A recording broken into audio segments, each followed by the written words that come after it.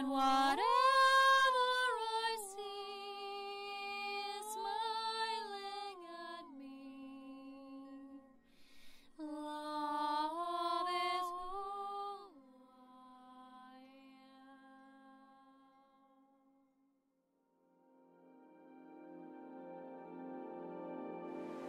Hello there, beloved Ascension Pioneers, and welcome to this beautiful Ascension Update, the Energy Update, and the Love Frequency Update for the month of March. As you know, and those of you who are new, every update that I do at the beginning of each month is not just serving us for this month, it is just like subsequent flow of energy, but as we're tuning into this cycle, you know, we need to jump on this timeline, on this spiral of basically love, and to be loved, to be loving, to receive love, to give love. So it's an unfolding spiral of our cyclic or spirit journey. So whenever we join and wherever we are in our own cycles, we should honor that, okay? So take that into account. Another thing I would like to say is that I know a lot of people, when they do energy updates, when they share their knowledge, what comes forth for them, they always do it before the month begins, a lot of times even a month in advance. But I don't like to do that, so maybe my updates come a bit later, but the thing is I need to be within the unfolding frequency of that timeline, of that energy already. So even though everything is always felt in spirit, it also is about embodiment. So I like to be present within the energy. So I'm recording this on the 1st of March, and the first thing I want to say is that we had a leap year this year, and February 29th only occurs, as we know, every 4 years. And this year it really felt like the cosmic leap, cosmic leap. And it always talks about the leap of faith as well. You know, it's like a fool starting its own journey. And recently I've been getting this spirit guidance that only fools can really truly love, that you have to be a fool to love. So, you know, a lot of times we think we need to be so knowledgeable to gain more love. But in truth, there's this cyclical nature also of embracing our fool, our inner fool. And fools, you know, oftentimes we say, oh, you know, being a fool in love, and that's nothing wrong with that, because those who truly love are just jumping into it, you know, without any concerns or projections and assumptions. So we're just going into that. And this month, actually, it is all about love, and you will find out why, but it really is all about love and relationships, because relationships are those triggers for us that make us go deeper into embodiment. So it's not about being spiritual or more knowledgeable, but basically relationships humble us. They make us go deep into the root of our humanness, and as we're completing greater and grander galactic cycles or cosmic cycles of our nature, we're also embracing more of our humanness. So this is like a direct linear match, so spirit merging with the matter. So this month it really brought up this new way of energy, and for me what I felt within this leap year day was this immense heart opening. And in our relationships there will be almost like this this greater opening, you know, of the heart. So the first, the heart cracks, it needs to break, and a lot of times that's why our path led us also through pain and suffering, or a lot of times, you know, that happens when the ego gets clashed, when the ego gets disillusioned, and we feel this, oh, what's happening, you know, my visions are blurred, everything is falling apart, everything is breaking apart. And the more we feel that, the more we're still dissolving the old, the more we will feel this brand new centeredness, this aliveness, this joyful spring. And I'm wearing yellow today because here in the northern hemisphere it's all about invoking spring, and for me spring, it begins with that yellow frequency. The first essence, even through animals, are those yellow butterflies. So they're announcing this first energy, which is yellow, fresh new beginnings, brand new identity, new start. And then that yellow turns into leafy, young leafy green, which is very fair shade of green, and then it gets deeper and deeper shades of green. It gets more deeper into the heart center. But it's really all about this magic of life that we're entering the more that we're releasing this old. And what this is about, I'm going to talk about next. But first, I want to say a bit about the energy of this month, because it's a 12 universal month, which means it's a 3, and 3 is all about creativity, but also 12 is like a completion journey. And because we have an eclipse season this month, and you can see I'm not even having any notes this month. I said I'm going to go all straight channeled, direct lineage, speaking directly, not really even having anything to read or to prepare. It's just a direct receiving as it comes, and I've already received it. So this 12 is also completion of the journey, because this eclipse season makes us feel like something is completing. And every time we have an eclipse season, the first eclipse complete something, it culminates, and the next one sort of initiates the energy for our next coming 6 months. So it's a disillusionment, it's this unveiling, it's the completion, and then the new, the setting of the new. It's how they come, and they always come in pairs. Those of you already know that there's strong magnetic influences, especially when we have super full moons and super moons. And this will be the intensity on all levels, and I'll talk about what this is for us. And basically this month it's all about relationships, and this is where we are because so many of us have already mastered the art of aloneness, of our self-mastery, that we want to now practice this mastery as we engage also in relating, because you will see for a lot of you it might feel so easy already mastering yourself, but when you enter relationships you'll still feel, okay, how do then two completely individualized, unique essences contribute to one another? How do we merge and co-create so that there's unity? Because unity is not becoming the same. Unity is respecting the different approach and where we're coming from as our individual self, but also how we can integrate it and merge together. So this will be our next learning cycle for many of us. And this 12 frequency also is the hangman in tarot, which is, being in reversal to see the truth. Sometimes we got to have a completely breaking off of all old barriers and beliefs, everything we thought is possible or we can do, or, sometimes we have it in distorted perceptions about others and even people or friends in our lives, and we have this fixed idea about them, but that's just the energy that we're integrating with their help when they come into our lives. It's not the whole of who they are. So often when the ego tries to project all of that onto them, and it makes them be seen in this way. It makes them this figure of that energy that we attribute to them. But in truth, it's just something that they're reflecting back to us, that even if it's not, it doesn't have to be karmic. It's just something that we assign we will do on a human level, because we're doing this human unity integration to become a galactic and yet fully earthly embodied human self. And this is our journey. It's to relationships. This is where we're starting this new cycle now.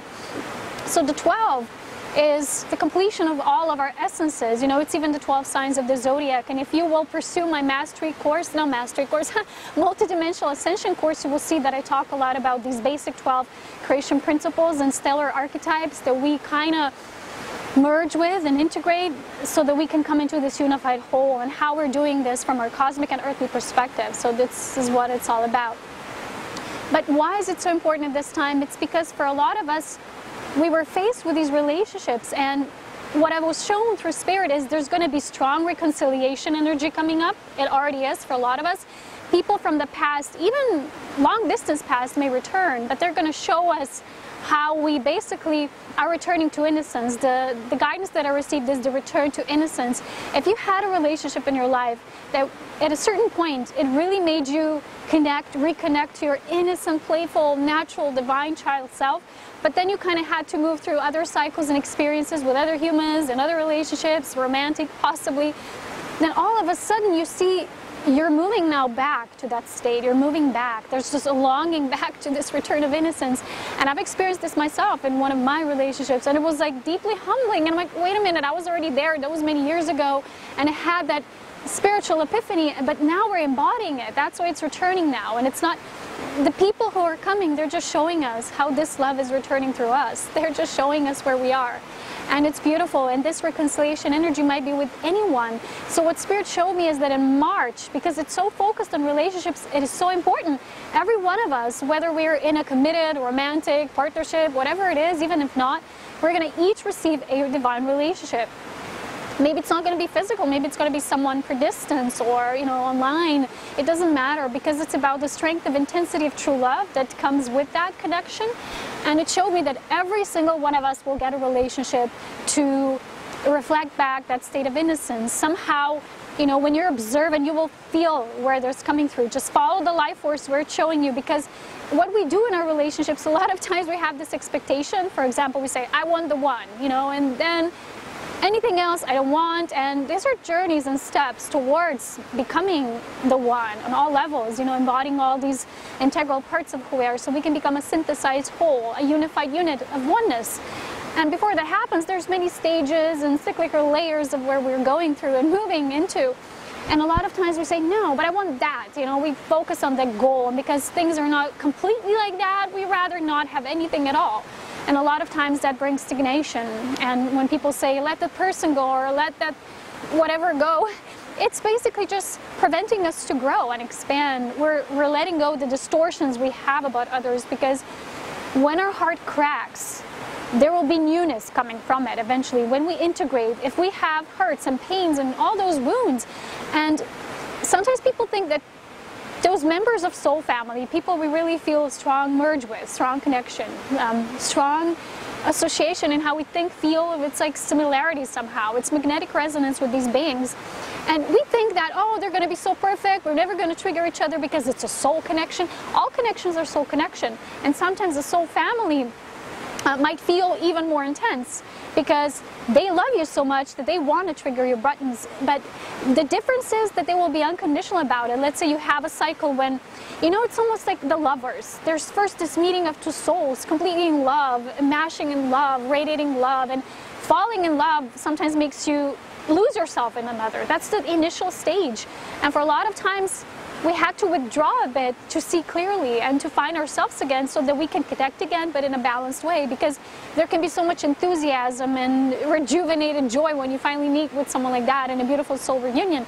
But eventually you have to withdraw a bit just to see how it should be balanced within greater soul maturity now, as you're both growing as sovereigns.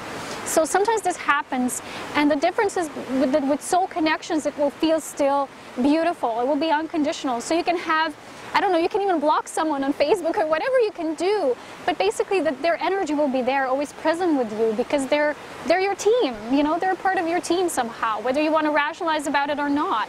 And a lot of times we'll filter through and say, well, that person didn't give me this or that, you know, and we make now, as these reconciliations are happening, if we're still going to make assumptions as to how things used to be, basically we're not going to be able to be within the newness of that being, of that person, of that connection. Because they are going to show us newness. It is going to be new. That's when we're in yellow. Yellow is newness, right? And the key for us will be to not place these labels like, okay, someone said this to me, I'm never going to talk to them again, you know? What I received was the guidance that for us, where we are now in our expansion, it really doesn't serve us anymore to get defensive. And every one of us, every single one of us had moments when we were impulsive, reaction-based, and we were really driven through ego because we had these bad experiences from the past. We had experiences of separation with people that were more of a karmic nature, of a karmic cycle. But what these soul connections are doing now, they're pressing these buttons where we have stored these wounds and haven't yet fully seen them and reflected on them.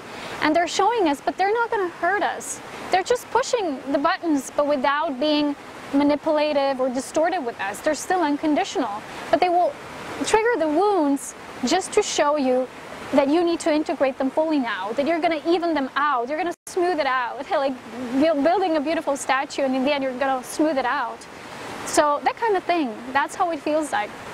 And just learn to observe, because there will always be constant reconciliation, coming back to one another, and harmony with these partnerships. And although maybe a partnership like that in the beginning, it might start like something that you don't expect, you know, and then it turns out to be something else. Just stay open, because as our heart breaks and cracks, it opens. And to be honest, my heart opened up so much in February. There were beautiful cosmic energies flowing, and I'll talk about that as well. But February really had like this a little bigger pop than we used to have before, and it was a huge pop. And this leap year day was one of the most intense love feeling days for me personally. I'm sure it was a collective thing as well, and those of you who are really open, you felt it in one way or another, either through yourself or relationships. You know, I had a beautiful experience when I bursted into this laughter in the middle of the night. I was exchanging with someone. It was like, I couldn't believe, and I was remembering when we connected all those years back and how we were in that innocent state. You know, when you're with someone, you can say anything to them, you can talk about anything, and they will just see you as you are, a beautiful child. They won't make these assumptions like, why did you say this? What did you mean by saying this, you know? And just along this, because I'm always in resonance with beautiful signs and synchronicities, what's happening in my life simultaneously. And as we're reading these books about wizards in my home, there's this beautiful love story about a diamond and a dark rose. And it's about a young couple. They were very young when they fell in love, but then the boy had to go to see whether he has wizard capabilities and gifts, and you know, so when he came back, she was so upset with him, and she said, never do this to me again, you hurt me, you know, you didn't even let me near you, and was trying to project myself there. And he said, well, we're not allowed here as wizards, and she was like telling him off, and they split apart for a while. We didn't finish the story yet, but I'm sure I know how it ends. The thing is that this return of innocence means that remember when you were with someone with pure love, whether you had it in your childhood, you know, first loves, high school sweetheart, sometimes people call it, true love experience, even if it's someone you never stayed with in long term. But we all had this feeling eventually. It was planted. And this seed is now ready to grow and blossom also in our physical self. For Ascension Pioneers, we had to do a lot of work. And this was hard work, to be honest. This was work that other beings are not wanting to engage in yet, where they are in their cycle. And this just means that we were brave enough to say, we're going to do it. And imagine having those soul contracts with people you love the most, and you know you're going to have to go through these things, and even though you love each other so much, you say, we're going to do it. We're going to have to go through the same things everyone is experiencing, but we're going to break through them. We're not going to stay in these repetitive patterns. We're going to break them through. So you have to go through the very same things that most people are experiencing in relationships, with all the triggers and projections and assumptions. So make sure that where you are now, you're welcoming in this energy of return to innocence. Just welcome it back. Breathe it in, allow love to come, because Spirit will always give you a relationship. It's not going to be maybe what you wanted or expected to be, but we all are getting something this month. That's what I'm shown. And be grateful for what comes, instead of saying, but this is not what I ordered. It might be specifically so, but it's even better because it serves your soul expansion. The eclipses happen. The first one is, I think, new moon, Pisces, in 19 degrees. Which is a very spiritual essence. It's all about the cycle that began with the full moon, Virgo Pisces polarity, February 22nd. That's where it all began. Watch for what happened for you that day. I know what happened for me. It was like, magic, exactly on the day of the moon. And exactly through the polarities of that astrological nature. It was exactly so. And I couldn't believe it, but at the same time I did, because I know Spirit is awesome, and we are awesome because we plan all this. And with this, with the return, with the reconciliation energy, you might still feel that doubt, because something within you might say, I'm not sure this can be this way, it's too good to be true, or can it happen this way, or can the person shift like this? It's not even about the other person maybe shifted, it's how you shifted, okay? So remember that. Don't take that projection again onto the other being, what they should be like with you, for you. Just enjoy the energy you're co-creating together. And there's also a lot of the Lover's energy, the Two of Cups, this opening. And, these are the messages I received today on the first day and my first reading. Those of you interested, I always put daily readings, daily guidance on Instagram. So follow me there, because there's beautiful messages coming through there. And I also then later share them on Facebook, so stay updated for that. And the second eclipse will be, I think it will be in Libra. So this will seal our next relationship chapter, because this is where we're moving into, and it's really, really important. It's just so important. So relationships, they get us down to earth. They make us feel our true prime desires. They're all of the soul. So what does it mean when something is of the core soul desire and when it's not? The ego sometimes has its own mind and how things will play out, but these are all old versions of us. The more we expand, the more we simply know that what we want is what we feel. So if you feel something, but a part of you says, no, but I'm not like this person that would go and do that, or, try something new, and you constantly think of yourself as this fixed being, person, whatever. Yes, this might have been your truth for this cycle, but what about the new cycle? Are you willing to say, I don't know anything about myself. This new cycle, teach me, Let me teach me. Let my inner child show me. Because I talked to you about the importance of allowing your higher self wisdom merging with your inner child, because they both have wisdom. Your cosmic self, your earthly self says, I want this experience this way. These are all divine archetypes within you. Father, mother, child. They all speak within the language of love. But by us judging it, let's say a lot of the spiritual communities only talk about the higher self. All higher self, higher self, higher self. It's like, wait a minute, we live as humans. Where's the merge? Where's the integration? What is our human experience? Where does it want to move us forward next in our new cycles? So March is that complete resetting of that, because the 12, not just that it's about the hangman, you know, waiting things out, allowing for new perspectives to come. Let's say you had a relationship and it's returning now, but that's completely different how you relate to that being. And you're like, you have to turn upside down to see it, you know. And I had this dream with this being. We always used to have shared dreams years ago. And I was so fascinated because I never experienced this, only with that being. Like, we have shared dreams. Wow, amazing. You know, when both people remember they were in the dream. If you've watched the movie Inception, that kind of thing. So it happened again. We had that reversed kiss with the person. It was a soul communion. It was actually a soul meeting of two beings. And we were like kissing in reversal. So you see, the message was, have a reversed view, you know, bring it to the reversal so you can see the new that wants to also come through. Not what you already know and established and la, you know. So find your core pattern that was there. One of my biggest patterns, for example, was I was so loving, I was so open, but when a person came close enough to started making assumptions about what I do and my purpose, my mission, I used to withdraw myself and pull back my energy. And I said, I'm open and I'm loving and I'm allowing, but no, you know, when they do that, no, you know, but not to the degree that I would not allow that person to still be there and still feel love for them. Just, I needed to withdraw for a moment so this could crystallize. And then I saw that in the end, no one can truly come in between you and spirit anyway. Because it's you, it's who you are. How can anyone come in between? The boundaries that we have are only for us to kind of function within the linear framework, and with the people who are still choosing to live in the matrix, so we are kind of like rightfully discerning. But with the beings of our soul connection, we need to be unconditional. We don't need boundaries because we're each sovereigns already. So find the difference between acting through for that discernment and acting through unconditional love with beings who feel like your family, because even though sometimes they might say things to you, they will be unconditionally accepting of you, they will be unconditionally loving of you, and that you will always return to one another.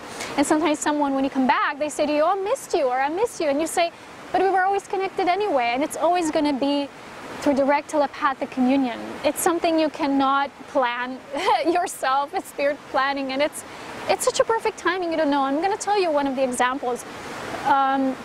For example, I've reconnected with someone who's in a totally foreign country, and the thing is, like, ever since, even the day before, I started getting messages about this country. I'm like, wait a minute, that's so beautiful. This is how Spirit speaks to us. It shows us where we are in alignment. So anything that's repetitive, it will tell you, yes, this is your path. This is where the energy is now. You know, just follow through. Don't make assumptions. So this is it about March. It's a very beautiful, heart-opening energy. I don't know, there's not much else to say, because basically it is so simple. I could be talking about all the different energies, but the only thing I want to still mention is that convergence. So with each cycle, we're moving deeper into the core. And someone just reminded me of this today. And I used to say this myself, that we are the disclosure. The galactic information is coming through us. So I had this experience just yesterday with sending a photograph of myself, you know, in this belly dancing costume and in this galactic dancer. And they said to me, wow, I remember you from this, and this is who you are. And they're just like, shit, I know this, wow. And I had these like tears of remembrance, and these things happen. So with relationships, we also help to spark codes of the galactic memory within each other, and that's how we assist each other in getting those codes back. So we get them back to the planet, we get back the truth of our true origin here, and this is what it is. We are this closure, and we are the ones who are opening our hearts to be able to do that and to witness that and to have a beautiful earthly experience. So I know for a lot of you, maybe it felt even isolated or lonely in this path, but it doesn't have to be this way anymore. Remember yourself, remind yourself that everything is temporary. True love knows that things are always fleeting when they're like physical on the surface, but the bottom, the core essence remains. So those soul desires that are of the core self will always remain. Okay guys, so I basically wanted to say that this bigger cycle, this bigger pop, this bigger resolution and reconciliation we're coming into, it's not just, you know, as sometimes we have these tinier ones that sometimes deal with the alignment of retrogrades and planetary movements as such, but this is more like a bigger one. You know, it's like, imagine a wheel, a rotating wheel. There's like tinier sections of the wheel, and eventually when all align, there's like a opening. And if you have one of those magnetic key locks, you know, these suitcases, and then you get the right code, you have to align all 3 digits, right? So it's kind of that thing. It feels like all these are aligned, and then pop, and then it happens and something pops open. So something else to consider here is about this turned upside down theme, because I recently had a shared dream with someone and we reconciled, somehow reconnected again. And in that dream we kissed each other, but it was like upside down. It was, if you ever watched the movie Spider-Man, they did this reversed kiss, with the heads opposing each other. And just when I recorded this video, it hit me. It's like, of course, that was another message that, kiss symbolizes soul union, connection with someone, intimacy, partnership, and all of that. And if we really want to have the juicy, yummy, being present with each other partnerships, we kind of have to go about it sometimes turned upside down. And please watch for the video at the end. I recorded it with my phone actually. But the funny thing is, I didn't know I'm doing it, but when I put it on my computer, the video was upside down. That's the funny thing is, Spirit said, look, it even came out in the video. So when you look at the video in the end with me singing, you will see it's in reverse. So you can see my mountains, how they look upside down. I think it was very funny, and Spirit said, no, leave it like that. The Virgo perfectionist in me could be like, I don't like this. I have to record it again. But there was a deep message in that, and it really shows us that this is how we need to go about things now. Because what's happening is, if you are within relationships, first of all, what I feel is it's not too much about our old patterns anymore, because these, for a lot of us, they just dissolved. And now it's just memory. It's just, we're erasing, basically dissolving that record memory. And that record memory, although sometimes you've moved through it on bigger levels, there's still something on a cellular level that makes you automatically respond a certain way, even though the circumstance, the person, the energy, the overall energy will be different. And that's why this reversal now is serving us to that extent. So one thing really important to emphasize here is, first of all, how we deal with relationships that we're not always in physical contact, because a lot of you also have computer online relationships, and it's very important because in this fast food and fast shopping and fast everything society, everything becomes so instant. So instant texting, instant messaging, instant video, instant everything. Sometimes it makes us not be fully present, because if you notice when people are typing and texting on the phones, everything is so fast. So a lot of that, beautiful butterflies flying here again, the yellow ones. Oh, amazing. So with a lot of that, things get lost in translation. And because of that, people might react a different way. If that was a conversation in person, you probably wouldn't have those things. So be watchful of whether it's really the patterns that you're going through in your relationships, whether basically it's just an old response that's cellular, that it's automatic. It's not that you even have the pattern anymore, but it's just residual memories that we're clearing out. Or the third, it's because of the external environment that we're kind of just participating in this fast forward movement. And with this texting and messaging and all of that, it's not always intimate, it's not always fully present. And people might be in these internet relationships a bit more vague than they would be in person. They think, oh, it's just texting, it's not important how we treat each other, or it's just messaging and all of that. But it is. It all shows, it all reflects our state of love, how it flows, how transparent it is, how we're present with another. Let's say you're waiting for someone to give you a response, and they're keeping you on hold, and you're waiting for them, and they have something else. But the right, beautiful, loving approach would be for them to tell you. They say, I have this, please can you wait, or something. And if they just don't do it, a lot of times I notice for people, when they communicate online, they're very vague in their responses. And they think it's just because it's online conversation, they don't have to deliver their best. And then this causes a lot of disruption in people's relationships. And then there's a lot of blame and, finger pointing and all of that. And people say, oh, this person is running, or this person is triggering me, and this and that. When in truth, we really have to look deeply how present we are in all of our communications. We're not yet fully telepathic, and as this is growing and developing within us, we're still going to have moments when we're going to be sometimes not fully present. It's going to happen with one person or the other. If you're in an intimate, romantic, or whatever kind of relationship that focuses on inner union, you will see just how many veils you have to go through to have that union, because a lot of people wish for that union, but not very many can step up and want to also integrate and embody that, so that it can really become an actual living experience. And that's the difference, wanting it or creating it. So when you create this fruitful garden of life, you as a feminine or masculine in this body, you need to first create this Garden of Eden, this paradise for yourself, and then to create this invitation for another to enter. But their garden cannot be depleted because they're going to live and feed off of your garden only. So when these two beings can flourish on their own, then only together they can also flourish in a new way and start a new adventure. Because a lot of times people want others to be their safety net, or they want to be their source of abundance, or someone that will finally be their perfect partner. But in truth, we need to first master that. And a lot of us, like I've said in the beginning, we've already mastered that aloneness, and now we're moving into this new cycle of mastering togetherness. The word together, the beloved, the union, secret marriage, all these words are very strongly potent with energy. So when you create or you write about these things, or even thinking about them, just use these words instead of, relationships, attachment, addiction, all these things, or having these ego arguments about.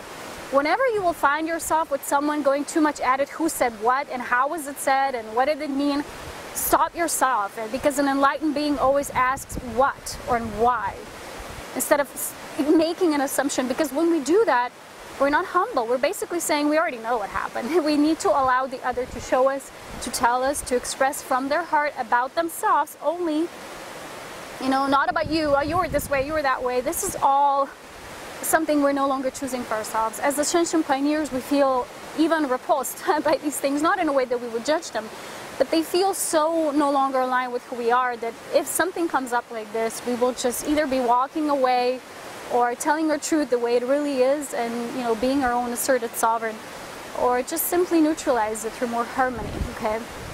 So also watch for when you are either too overly, when there's the dynamics playing out, you can either play the one who wants to solve everything right away and is pushy and the pusher, or you can be, sometimes people use this word, the runner. It's not about that. It's more like someone who is always more in the energy when something is triggered or comes out. It's more in the energy of withdrawal. So watch for that withdrawal, because there's one thing to remove yourself when there's drama and you just basically need to allow the space for another to clearly see things on their own. Or you're basically, whenever there's difficulty, you're like, I don't want to be a part of it. That's the difference, you see, to creating a sacred space for another to step up in their vibration and response and embodiment. Or when you're always running away and always saying, I only want the good of that person, but I don't want to participate when it gets a little challenging. But challenging is not the same as putting effort. We need to change our perception on, people would say a good relationship requires a lot of effort. What is effort really? It's that pushing against. It's constantly manifesting instead of allowing for us to create. So in true nature of divine partnership is what we're moving into, a lot of us, because that's what we desire in truth, the sacred unions, right? They're the biggest love quotient on this planet at this time. And the thing is that we need to see what this really means first, be assertive in what this even means for you. So when we go about it, we will need to see that with these, it's everything that you've ever known and you thought is you, me, them, the separateness will need to dissolve. Eventually you have to leave that aside and come into this closed space of togetherness. So in these unions, it's important that you know that, maybe sometimes one will be more in that withdrawal energy or non-supportive, but we have to find out how that is related to either our past, that cellular memory, that encoding, or something the external that's more important for us. Because you see, for a lot of people, they want something, but they always create external things that will be more important than union. And that's okay, that's a stage. But what I'm saying is that we have to first know what divine partnerships truly are. I have a beautiful course on group consciousness and divine enlightened partnership. And I also speak about ascending relationships in my multidimensional ascension course. So there's a lot of that shared, and there's a lot of crystallization of what that is, so we can then consciously create it. So the difference between being passive and at the same time, you're either passive or you're making an effort. These are two old archetypes. The new archetypes are in allowance and conscious co-creation. So see the difference between the archetypes of the old, of the ego, that were just basically a little filtered, distorted versions of our true archetypes, which are the allowance and the conscious co-creation. See the other opposite? It's not even the opposite, it's just a more filtered version of that, a more distilled version, which is either making an effort and trying things and trying to manifest, or you're passively, totally in withdrawal. So see how you either in your relationships playing one or the other, and then how you can transcend and move them, step up, lift them up. Also, another important thing is I've talked about this in my video, I think it was in 2014, something like that. It was a video about DNA lineage, soul lineage, something like that, integration, when I shared with you how these divine archetypes through relationships were assimilating each. So try to find if you feel you're at this completion cycle in your relationships, because a lot of you are, not try, but feel into the specific topic, the specific energy patterning that you were going through with this specific person. Either write it down. I've also talked about this in, I think last year, in my harmonious relationship, something like that video. It was somewhere by the beautiful lake. Hello, beautiful butterflies. Everything beautiful here. It was about how we can see which cosmic pattern we were unfolding with that being and that intimacy together, how this unveiled for us. And I speak about these basic 12 archetypes in my multidimensional ascension course, and how we can assess them within ourselves, how we can access them, so we can see, these are just cosmic things that we're playing out on a micro level, which is beautiful. And that's very important, because when we do that, when there's a culmination happening, there will also be a gathering, a collection of all those essences, birthing a new one, like a new era for us, and how we are, how we relate, how we know ourselves. And yeah, so this is it for today's video, this update. I hope it was helpful. This is basically what's going on. That's all I felt to talk about relationships. Watch for the video in the end, upside down, and see how this theme is playing out during your month. Maybe not now yet feeling it, but as you go through your month, just see how these cycles are brought into introspection for you and conscious observation. Always consciously observe, because that's when we have the power to see, to change, to modify, to create a new, and basically integrate and embody. So thank you for watching. Thank you for staying updated. As always, so much love, wisdom, and power. And those of you who are supporting or either donating to these videos, that, as always, I want to do them as freely as possible for everyone. So thank you from the bottom of my heart. I appreciate it really deeply. And spring in its full bloom, finally coming. When on the other side there's still snow, so it's very beautiful here. Have a beautiful time, have a beautiful month, and relate through unity. That's what we are into. Take care. Bye. How will I know that I love you so? How will I know that I love you so? How will I know I love you so? How will I know? I don't know. I let love flow.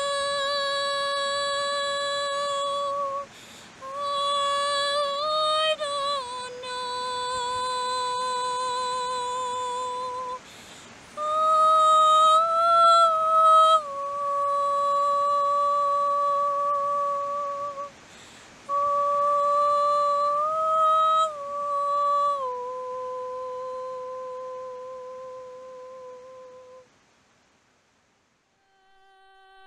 Come into my world, the world of the elven song, magical.